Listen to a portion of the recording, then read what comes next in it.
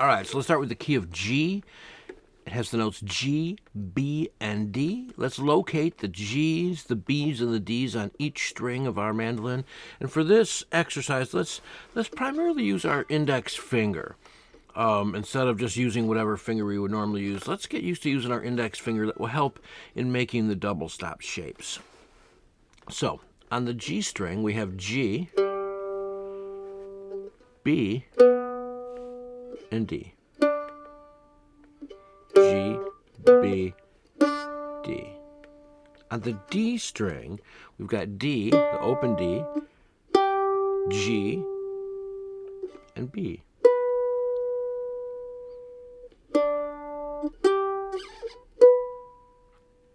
On the A string, we have B at the 2nd fret, D at the 5th fret, and G at the 10th fret.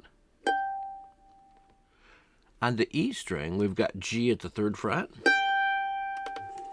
B at the 7th fret, and D at the 10th fret. Can we talk for a second about how to practice? I'm often asked by students if I have any tips on how to practice, and my answer is yes. The answer is make practice fun so that you want to do it.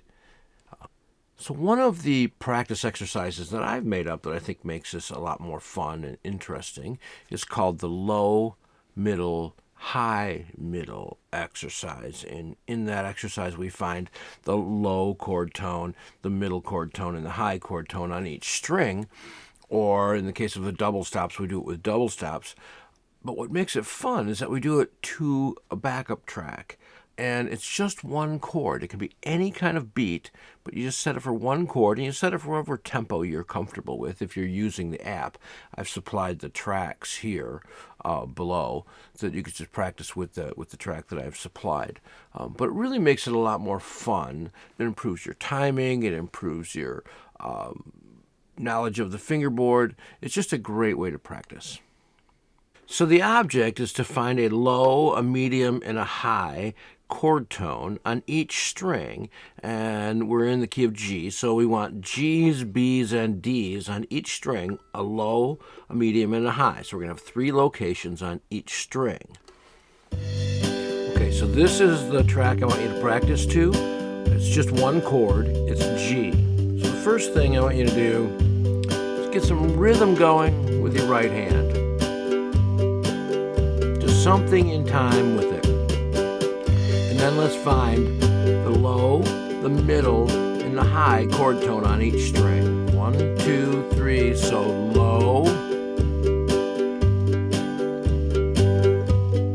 middle, that would be a B note, high, that's a D. Let's go to the next string, so D, that would be the middle. High is going to be up here. And back to the middle. The next string. Low. Middle. High. Middle. And then let's take it up to the top string.